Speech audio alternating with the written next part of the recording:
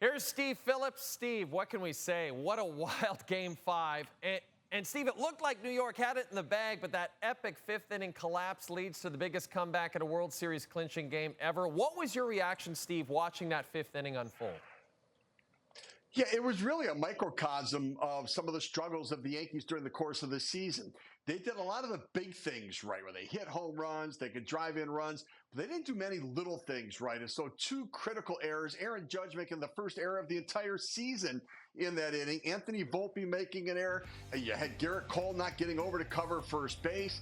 I mean, everything that could go wrong did go wrong, and they let the Dodgers back in the game. But you've got to do the little things right. You've got to make the plays. And in this series, the Dodgers did that. They ran the bases better. They defended better. They got clutch hits with runners in scoring position better, sacrificed flies. They manufactured runs. And the Yankees just didn't do that. And so they got out to the early lead with the power bats, but the mistakes cost them, and ultimately it cost them a World Series. Steve, Dodgers closer Blake Trinan said after the game he was happy to get this World Series so they could silence those critics who say the 2020 World Series has an asterisk beside it.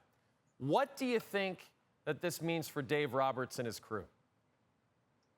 Yeah, I think there's a level of credibility. Look, I actually think you could make an argument that winning the World Series in the 2020 COVID season was as difficult as any season, despite the fact that it was 60 games long. I mean, we knew they were a really good team. We knew they were a playoff-bound team that year as well. They won the World Series. But I do think that there's, for all of those that diminish that, I think this is a strong statement, considering all of the adversity that they faced this year, the number of injuries to the starting pitchers, number of injuries in the bullpen, losing Mookie Betts for a period of time, losing Miguel Rojas as shortstop, the moves they made at the trade deadline.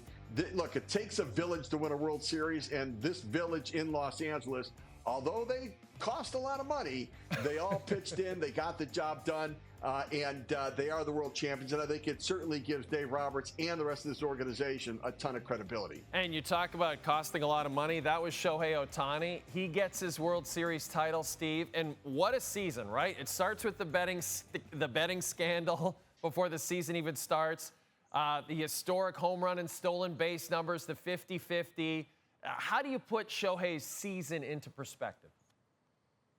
Yeah, it really is remarkable. I mean, to remember his interpreter stealing the money and the gambling, that was this year. Like, it feels like it was years ago.